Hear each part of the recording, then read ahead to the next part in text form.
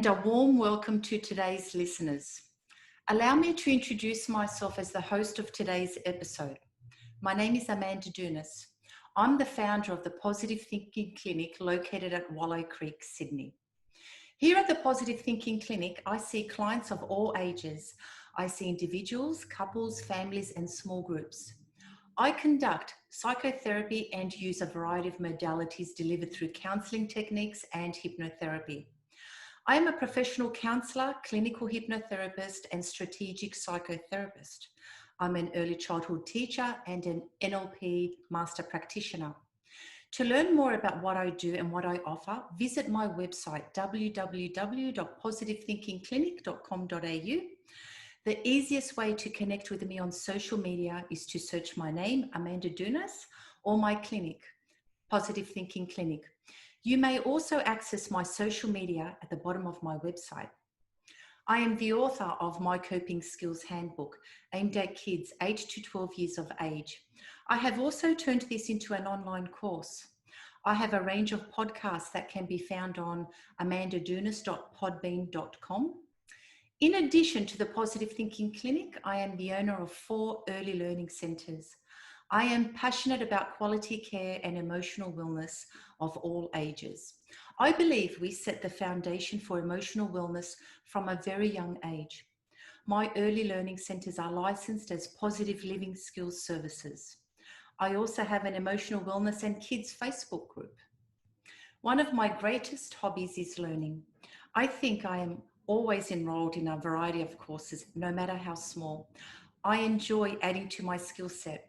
As an integrative therapist, I learn diverse skills and select the best fit for any situation. If you wonder if I have any other hobbies, I am also into fitness. I have run a number of marathons, including 2 ultra marathons. So that's me in a nutshell. If you want to get in touch, you can use the contact form on my website, positivethinkingclinic.com.au. I would love to hear from you. Signing out and moving forward. You're listening to Amanda Dounis. Joining us today is Toni Langford from TLC, Toni Langford Counselling, and is our Gymea-based counselling and clinical supervision service. She offers face-to-face and Zoom counselling and supervision to individuals, couples, families, and groups. Toni's passion is relationship problems and issues. She likes educating people to understand what the other person is saying and not to put their feelings or their filters and perspectives on what they think that they are hearing. The key to good or even great communication is not to be a good talker, Toni says. It's to be a good or even greater listener. Since 2005, Toni has been helping people deal with their day-to-day lives, supporting them to find better ways of communicating. She has also run emotional eating workshops through most of Southern Sydney's Curves Women's Health Centres, as well as providing clinical supervision and mentoring for counsellors and hypnotherapists, either face-to-face, Zoom or groups. Communication starts with understanding ourselves first, says Toni. If we can't understand or identify with what we want, how can anyone else understand us? Once we have that clarity, understanding what other people are saying is the next step. Communication is a gift, not a weapon, yet we are all guilty of using it to hurt and to wound. Simplifying and debunking how we all communicate, and yes, there will be generalizations, is the base of any good relationship, especially the one with ourselves. It's not rocket science, says Toni. If a dog and cat can happily live together, then why can't 2 people of the same species do the same? Why can't they get along without fighting? As a counsellor, Toni's role is to become redundant. Once someone has reconnected with their own internal strengths and coping strategies, then she says she should no longer be needed. When they have struggles in the future, they now have plans and skills to use instead of having to involve others. You can find out more about Toni Langford on www.tlcforcounselling.com.au. She does face-to-face sessions at Gaimi. You can locate her at Twitter at Your Counsellor, Facebook, TLC, Toni Langford Counselling. She's done a Diploma of Holistic Counselling, Bachelor degree in Counselling, Clinical Supervision qualifications, Training and Assessment qualifications. I hope you enjoyed today's episode. So good to have you back again, Toni. My pleasure, thank you. So for all of our listeners, here we have Toni Langford again. Today, we've got a really important topic, and Toni is one absolute expert. And what we're going to talk about today is knock down and rebuild. Toni, before we get into it, I'm just going to read something from one of your pieces of literature. And you wrote down, it's as simple as renovating opposed to knock down and rebuild. Sorry, I've got that first sentence not the best, but I'll just continue. If your home is falling down around your ears, full of rot and disease, why would you renovate? It would be like putting up a flagpole in front of a condemned house. If the area you live in is good and the basic land meets your needs, then why not knock down the old one and build a new? Consciously build one. When you pack up the house before it's demolished, you throw out all that no longer serves or is broken, out of date, no longer fitting. You don't take that sort of rubbish with you. And your last sentence, Toni, is, so why not do the same with your relationship? That's so powerful and impactful. And I'm so glad I had the opportunity to find that in your writings. And it's so true. Knock down and rebuild. What can you tell me about this, Toni? Well, I suppose it comes from 15 years of doing this work with couples. And I realized that a lot of people say, we love each other, and love is never enough. It's like saying, well, the hot water system in the house still works, so we'll just keep the house, even though the roof leaks. And it's about looking at, is your relationship worth saving? Is that infrastructure that, the shared moral value ethics, that moral compass, the shared vision of what a relationship looks like. And so love is not just enough, and staying together, as we know, for the children is one of the worst things you can do. So it's about looking at, I suppose if you take one step back, there's always damage done in a relationship. We use words as weapons, not as gifts. And so there's a lot of water under the bridge, and we have to look at, what does the individual need to get past that pain? What do they need to let go of all the things that they perceive was done to them in arguments, whether it's because normally a relationship falls apart because of lack of trust, whether it's infidelity, lack of support, unable to rely on the other person, and whether it's real or perceived, it doesn't really matter. Whatever the person is feeling is what they're feeling. And communication. Yeah. So it's about, okay, what are they prepared to do to let go of the past? And some people go, yeah, but. And as soon as you put a but, it means you negate, you actually wipe out everything that was said previously. So it's about finding out what they need to hear from their partner, what new experience they need to have of their partner that will help to grow the trust, because trust is never about the other person. It's always about the person that was done wrong by. And it's about, well, if they do this to me again, will I ever get over it? So it's almost a self-preservation. Well, if I keep punishing them, I'm keeping them at arm's length, so I don't have to become vulnerable. So protecting yourself. Yeah. And so, if you're prepared to make yourself vulnerable and, try one more time or try again in the relationship, you have to leave everything behind. I hate it when people go, I just want to go back to where we were, because where you were got you where you are. So and that's also gone and buried now. About, well, it's not buried, and pain doesn't decompose just because you bury it. Oh, I'm not going to talk about it. It doesn't stop you not thinking about it. And I mean buried in the sense that that's finished. You can let Yeah. that go, not burying Yeah. it on the inside and waiting for an explosion of emotions. The That's where thing we is, need to help our clients. and the thing is, we can't help our client unless they know what they want or what they need to let go of it. And normally it's about they don't feel or believe the other person understands how hurtful whatever it was for them. So until the other person can demonstrate, and that's why, you know, traditionally people will keep punishing the other person because they're still hurting, so why shouldn't the other person hurt? And it's not a conscious thing most of the time. It's a very subconscious or unconscious thing. And so it's about going, okay, you know, what you need to let go. And so you step back and you go, okay, do you want to work on this? What are you prepared? I'll just get my diary. There's these 3 things that I've written down that I like to say to my clients. And this is the jump off point. It's the first one is, how much do you want to fix this or rebuild this? What are you prepared to do? And the final one, which is really, really, really important, and this is where we come into arguments. What are you willing to stop trying to convert the other person to your way of thinking?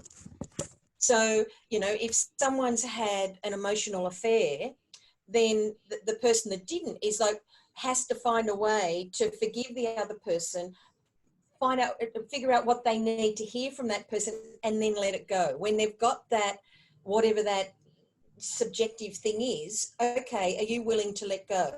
And if they're not, then I've actually called quits on maybe a dozen marriages. And I mean, I've told them to go to see solicitors because one of them is not able to let go. If they're able to let go, the first thing I do with them, and it's sort of homework, is they have to figure out what they're not going to bring to this new marriage, this new home.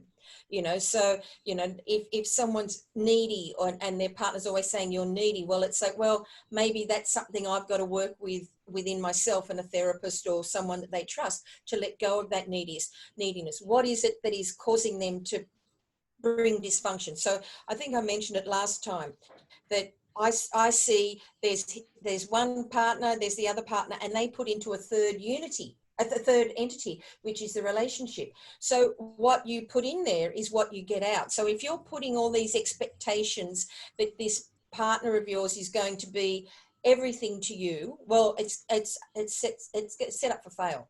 You know, our sense of self and our identity and happiness comes from inside out. We have to make ourselves happy, not our relationship. Our relationship can enhance that. We can get happiness from it. However, we still have to have a base of contentment, happiness, peace and calm and self-worth within ourselves. Yeah, so I'll stop you at that point. The important Yeah. thing there is, which I find thank you for saying it, it's really important that when 2 people are in a relationship and they get lost amongst blame, and you did this and I remember that and that hurt me, they come to us. So we've got to then minimize. We don't have to hear the whole drama story. We can respect that, and they can respect that they've got their story. But what is it that you bring to the table? And then we got to clean it up, because their conversations bring in mess, because their life is a mess. And I really sympathize with that. But how is it that we get them on a clear path for therapy? Do we get them to write down what their pain points are and what their goals are, and then we decide what we're going to work on individually and together, and what we're going to let go of? Because it's knock down, rebuild. We don't want to renovate. If they've been renovating their relationship year after year and they realize that the paint just gets old really fast and that the hot water system does have to get replaced, what is it? We knock down, we let it go, and we're going to rebuild. So, you know, there's lots of different ways, but there's always got to be a sort of, I honestly believe there's got to be a funeral, so to speak. So whatever, there's got to be letters written, not for publication or giving to the other person, all the things they want to let go of that the other person has done to them, all the stuff they contributed, all the stuff that caused the, you know, the dry rot and the asbestos and all that. all those sorts of things, they put them down on paper. And then I'm really big on things like, if they own their own property, then buy a plant, like a plant they both like, a tree or whatever, and you can get both letters, tear them up, stick them in the dirt, put the plant on top, and then what happens is that paper is decomposable. So if you think about it, the pollution that was on those letters is going to feed the plant. And then that grows the plant. The other way is to do the same, but burn it and have a cremation. And you can put the ashes, you know, under a tree, or just let it go in the wind. But there has to be a point where everything from the past, in the negative sense, is let go of. And if people can't, and it is a really hard thing for people to do if they've been hurt by their one and only. So I think it's creating a symbolic ritual like that they it's agree on, then it's not flexible. We agree that we're going to use these letters as manure to help grow something brand new, or we're using these letters, and they don't need to read each other's letters. No, I prefer they don't. And I think I know which letters you're talking about. Is the 6 letters? Well, there's the Shirley Smith letters from the Set Yourself Free. However, there's also just, you know, if there isn't anything that's really happened in a relationship other than they've sort of separated, like, you know, they've you know, moved away, or they've just drifted apart because of children and all that sort of stuff, then it's about, well, you both contributed to the drift of that relationship. It's no point blaming, you know, the other person, because even if you only put 1% in, that's still contribution. And I don't believe in saying it's your fault. I say, I don't care if you contributed 99% and you contributed 1. It takes 2 hands to clap. And you both have contributed to driving this relationship into the gutter. And those letters, I have to say, you introduced me to these years ago. Yeah. And gee, they are effective, because they are true to what you told me.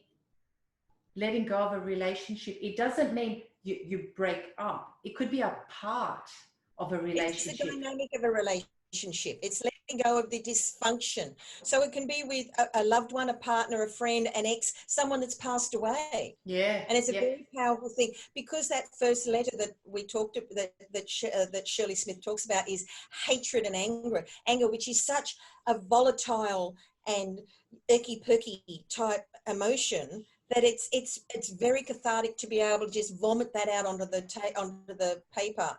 And because, you know, it's hard to admit that you absolutely despise and hate someone, even though you can love them, because it's a very fine line. I like to tell couples that bear with the first couple of letters, because the feedback that I've received is, I've wanted to give up, but I reinforce from the very first day. It's a 6-day plan. You stick to the plan, and the very first couple of letters are extremely difficult and cause a lot of pain, but it's so therapeutic that by the end of the 6 days, it's knock down and rebuild. Once I'm one of these people that if I'm going to do it, I'm just going to feel that discomfort ongoing. So it's like pull the Band-Aid off, and I tell my clients, I would suggest, it's only a recommendation, that you clear the house and you have a big jug of water, you have some lollies, a lot of tissues and lots of paper, and you just go for it. And you do the first letter, draw a line, second letter, draw a line, all through the 6 letters of, you know, anger and hatred, hurt and pain, what you've contributed, what you got out of it, and then gratitude. And I do it differently. I do it 1 per day, because I do want them to sit with that and see what gets processed and then unprocessed for the whole 24 hours. I just need the commitment and the consistency from them. So that's my suggestion. But I guess anything can work for anybody. Anyway, it's that. And if you think about it as a physical energy, because as you know, we're all made up of energy.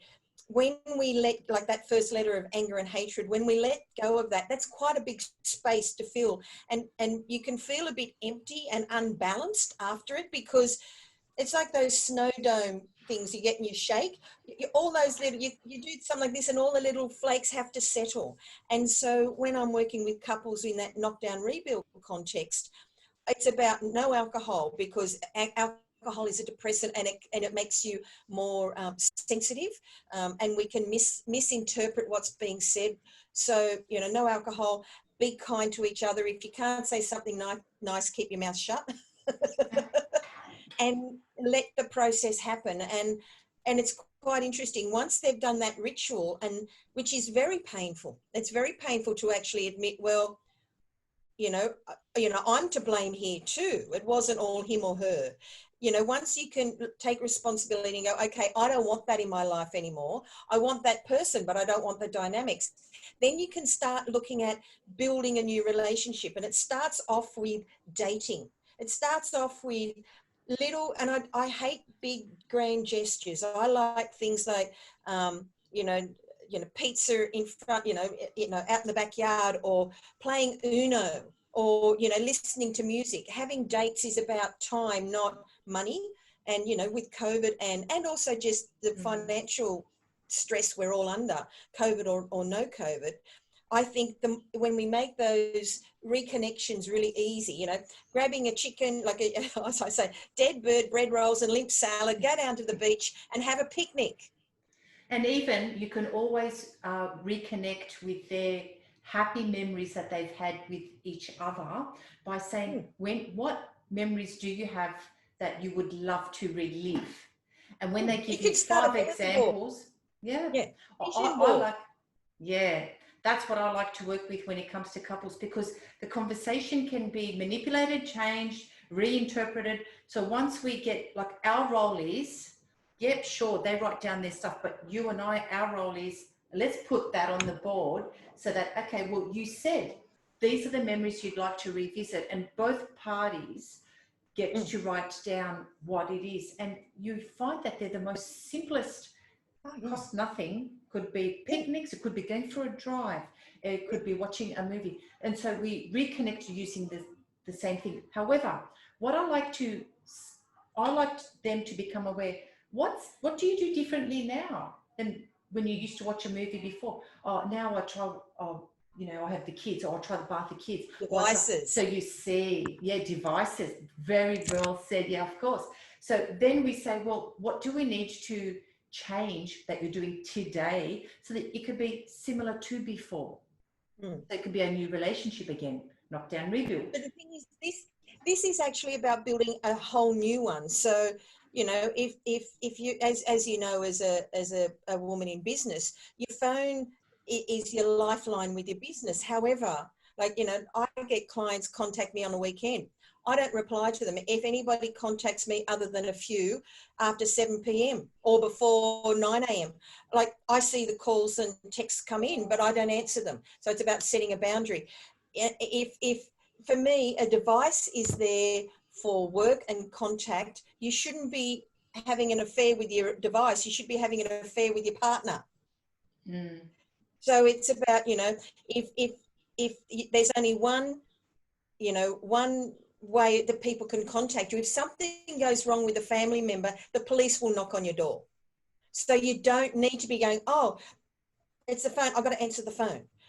So doing it, what would an ideal, you know, and doing a vision board, what would an ideal relationship look like for you, and not have it set in stone. And I think this is where a lot of couples go wrong, where, you know, he may say, well, you know, I want to be able to play golf, you know, more often. And he might get to play golf once a month, and he'd like to play golf twice a month.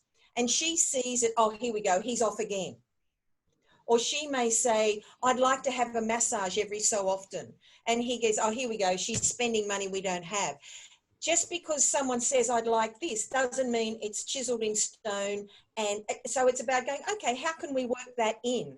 Because I think, you know, we talk about relationship, you know, the C word, commitment. I think it's more about compromise. Every relationship that succeeds has compromise from both people.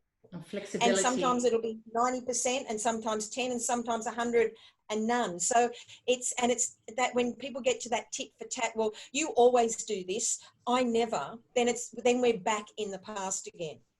Yeah. So it's about looking at what you expect from a relationship, what you want to put into the relationship, what you want out of the relationship, what you expect from your partner, and then having a negotiation about it. And some people find that really difficult, especially women, being able to say what they want because of fear of rejection.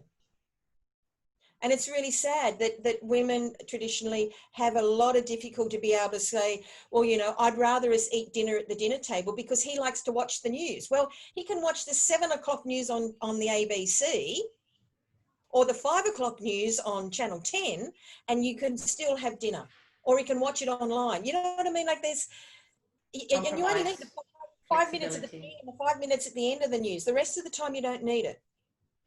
I like your model for knockdown rebuild, so I'm going to go back there.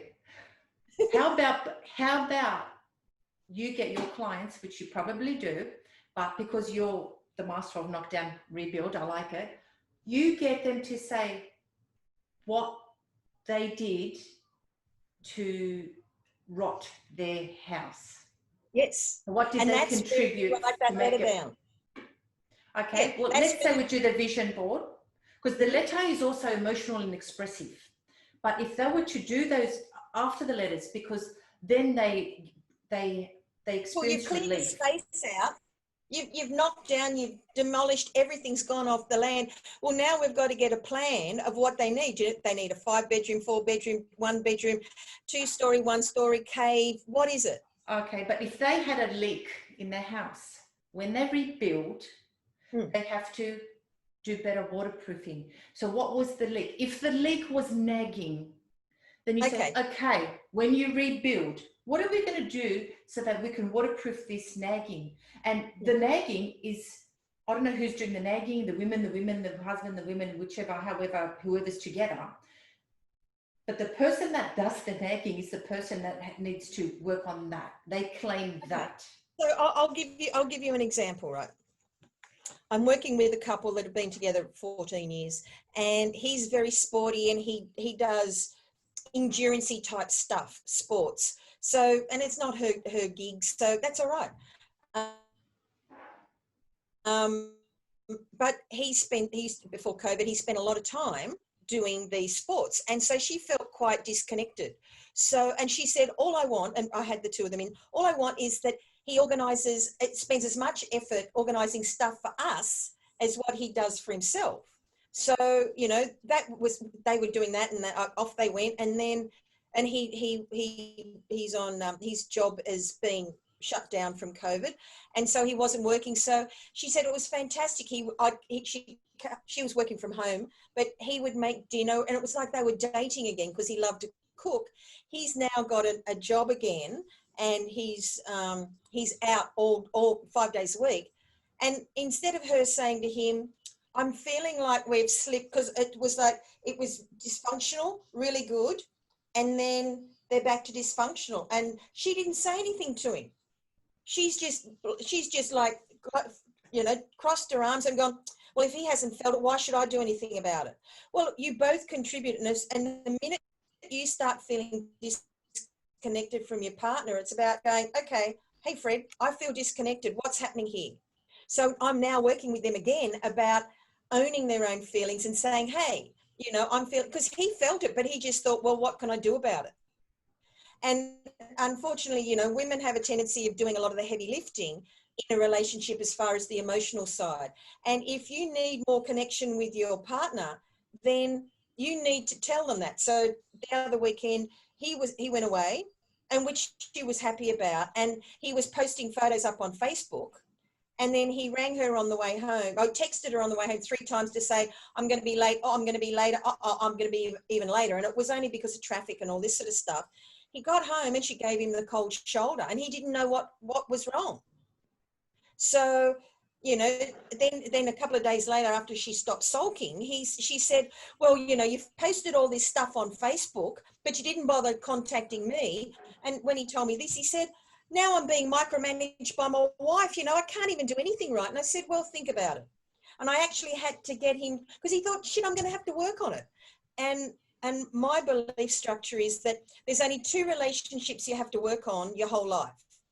The one with yourself, which is your primary, and the one with your partner, which is your second. Just because you landed the fish doesn't mean you don't have to keep maintaining it. And a lot of men have this belief that I caught the fish, I landed it, I'm right. And so it's Some about, women okay, feel the same as well. yeah, I know. I'm just using this couple as an example. So he now realizes that if he goes, doing his rock caving-y things or whatever it is he's going to do next, before he posts them, he gives her a quick ring and go, hey, sweetheart, how you doing? I'm just about to post some photos. I'd love to hear what you think. I'll talk to you tomorrow. 90 seconds, two happy people. How hard is that? Is that hard work? If that's hard work, then there's not a knockdown rebuild, because you cannot be who you were back then and expect a new relationship. You can't get rotten meat and moldy vegetables and put them together and make a healthy meal. And same with beautiful off the hoof, Wagyu beef and moldy asparagus, again, unhealthy. So if both people, I sort of have this little vision in my head that, when a relationship is knockdown rebuild, if you want this to go forward, you have to jump off that cliff, whether the other person jumps off or not, because you bring yourself to all relationships. If you don't fix you, you're going to end up in the same relationship again and again and again and again. And there's your patterns. So you've got to want to jump off that cliff, and because you want to change. You don't want to be the person that was, nagging or needy or, clingy or rude or independent or disruptive, whatever those things. You've got to look at what you bring. And if your children and your friends and you are a bit, full on, Toni. So, okay, that's me. If I'm getting that message that I'm full on, well, okay, I'm full on. So what's happening with me? Is my diet out? Have I got this belief that, well, everybody's just got to put up with me? That's not respectful to other people. So it's really big, deep digging into self, that mirror up to yourself, which is what counselling's about. And being able to go, well, this is what I want. As I said before, what are you prepared to do to fix this? And it has to be fix this, not fix that. So then let's talk about self-care for a minute. See how important it is when our clients come in, our couples, and we ask them, what are you doing for self-care? Because when there is a lack of self-care, there's attack and blame. So isn't it, once they get their sleep a priority, their nutrition improved, even water intake or less of alcohol or any other substance, the way they speak to themselves, a bit of vitamin D, or a little bit of exercise, time to themselves, all of this is self-care, makes them happier, less resentful, and much more pleasant to be with one another. So self-care, I think, is a very big part of the management plan when we rebuild. But it's also too, you've got to realise, and I don't think people understand this, that we are all Visa debit cards, right? We can't help anybody else if we're depleted. We have to fill ourselves up, and whatever that is, whether it's yoga, going to the gym, giving yourself permission to sleep in on a Saturday night, or giving yourself a Saturday morning, or giving yourself permission to have half a block of chocolate, but do it with respect and no judgment. It's about being kind to yourself, treating yourself like you would your BFF or your daughter or your son, and then going, well, I'm feeling down. This is what I need, or I just want to have a bath. Everybody leave the house. Here's $50. Go down the park and get some fish and chips. I want the house for an hour. And giving yourself whatever it is, and everybody's very individual. I'm very much about, as a therapist, because everybody comes, as you know, they spit their cooties on us, metaphorically speaking. We get energy and emotions thrown at us. A nice bath with Epsom salts, bicarb, and a tin of Coles coconut cream. In the bath. In the bath. And the cream doesn't go slimy and it doesn't make a scum on the bath, But bicarb, Epsom salts or magnesium are very drying. They're drawing. They're drawing, they're not herbs, minerals. So the coconut, and my skin gets really itchy. So I decided to put coconut cream in once, and the coconut cream for Coles is only 99 cents. So it's the cheapest one I can find. And you just have a bath in that, and it helps to take the emotional baggage that gets stuck to you, especially in a family or as therapists as we are. And I do that every week, even in summer. It's a cold bath, but in winter a hot bath. And I think we need to find, whether it's walking on the beach, sitting down. It's about reconnecting with self. It's not about being with other people. It's about almost like that internalizing of going, okay, what am I feeling? What do I need? What don't I need? Some people never know what they need. They know what they don't need. So go, I don't need this. I don't need this. Okay, what's left? Okay, I'll use what's left as a context. But it's very individual. You know, what's your self-care? You love running. So that's got to be one of yours. Yeah, running for me, it's just my happy place. And I hear so many people say, oh, you know, that marathon was such a hard run. It was cold, it was gloomy, it was hilly. And I always think, I didn't do that run. I ran something different. The sun was shining and my music was playing, and yeah, that's my self-care. I love it. But I wouldn't do it if I loved it, if I didn't like it. And it's the same with the horses. You know, I was out walking with a friend the other day, and it was Sunday, it was really windy, and the wind was blowing past, and I laughed, and I went, this is like when I'm out on Big Boy, you know, I can show you a photo of Big Boy. So there's me and Big Boy. Oh, wow. Yeah, he was asleep in the paddock one day, so I went out and gave him a cuddle. But you know, and those windy days, and you're galloping along, and the wind is blowing in your ears, and it's shh, and it's like, oh, that's when you feel peace and calm, and yeah. So it's about finding that self-care, and for men, that might be having a drink at the pub. It may be having a round of golf. It may be watching the footy. It doesn't matter what it is. If it puts currency, emotional currency back in, then you're available to your family, and then your friends, and then your clients, so on. But if you're depleted, you become reactive. So if you've got currency, emotional currency, you can be proactive about how you manage your stress levels. If you're depleted, then you become reactive. You go to the crocodile brain and you flight, fight, freeze. Very interesting and very simple. So does that answer your question about how we start that knockdown, rebuild context? Absolutely. I think we can talk about that for 500,000 hours, and we can renovate the whole house before we knock that down and rebuild it. And that's why I think it's nice that our couples, our families can choose brand new bricks, brand new doors, brand new design. Windows, air conditioning, gas heating, the works. And still bring their favourites with them into the new you're home. Still bringing your favourite clothes and your beautiful leather lounge and your fuzzy slippers. But it's what becomes really important, I find, especially when of course, some couples come so that they can break up, and we do that, and we make sure we do that nicely. And some couples come so that they can stay together, and we do that as nice as we can as well. They come with history. Now, the relationship that they have to their past is often what's killing them. Yeah. And so we work on how and personal strategies that's going to help them detach from the emotional relationship to it, because that causes anger or jealousy or rage or mistrust, all of that stuff. And then with the letter writing, which sounds good, and with our visual board, which is like, okay, where to from here? We make a plan, like an architectural plan. What's going to go in their house? How much of this do we need? How much of that do we need? What shall we get rid of? What can we afford to do? And when we build our new relationship or our new home, it's got to be very specific though, Amanda. Very, very specific. Because if someone says, I want my partner to support me, well, what does that mean?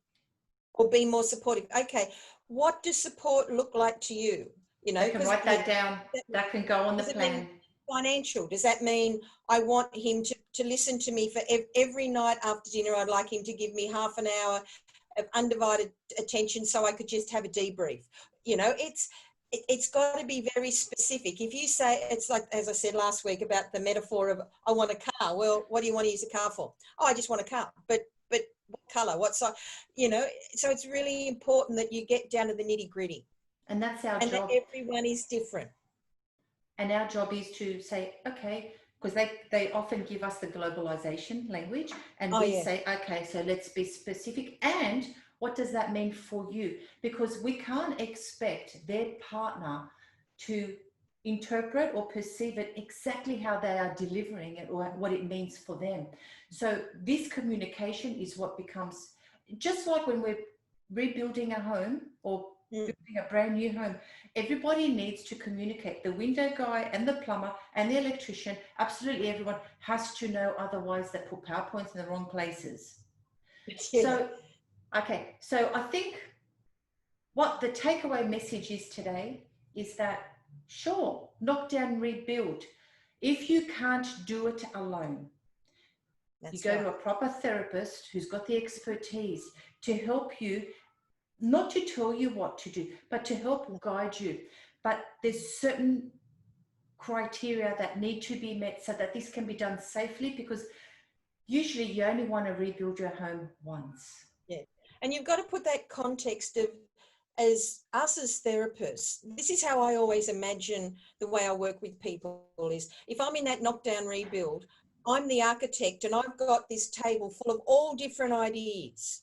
They individually pick up what every little bit, no, I don't like that, but I like that, or I like that, but I'd rather it round. And I'm the one that has all the information, and they cherry pick. You were talking about something before, and I imagined all these cleaning products on the table, like, you know, green ones and, you know, really strong ones and different sorts of gloves, and they get to pick. You know, it's not our job to make them change their minds or do this. Our job is to provide them with options. So, you know, and so, like, we're almost the person at McDonald's. Would you like fries with that? Yeah. So we see the things, it's like, okay, well, you want this, but, you know, you're talking about having a holiday once a year and doing this and doing that. Well, how does that work? Where do you get that money? So it's not pipe dream. It's very logical. It's emotional, but it's non-emotive. And so it's about being very logical and planning and, okay, well, how do you know, we're here, you want to get to there. What steps do we need? And that's where an architect, like a counselling architect, we help with the steps that get them to where they want to be. And you start, they might want to be straight away, the men will go, okay, how do we get there? It's like, we're not doing a marathon, we're starting. Little things, little and often, and they're sustainable. And then the trust comes back, and then, you know, that dating starts, and then they start liking each other, and then there's a chemistry and some physical connection, and then the love comes back, and then they start planning trips and futures and all that sort of stuff. And it's very organic, and it goes at their pace, and they're only as good as the homework they do. Well said. Well, I guess that's knock down and rebuild in a nutshell. So to all of our listeners, if you wanted to get in touch to learn more, you can contact Toni Langford Counselling through her website, TLC Counselling. Or it's tlcounselling.com.au. tlcounselling.com.au. So it's TLC because it's Toni Langford, C for counselling.com.au, or Amanda Dounis at Positive Thinking Clinic. So Toni, thank you so much. You've been just awesome today. I'll see you next time. We'll think of a brand new topic for our listeners. Oh, I've got so many topics I could keep going for days. All right, lovely. bye for now. Bye. Thank you.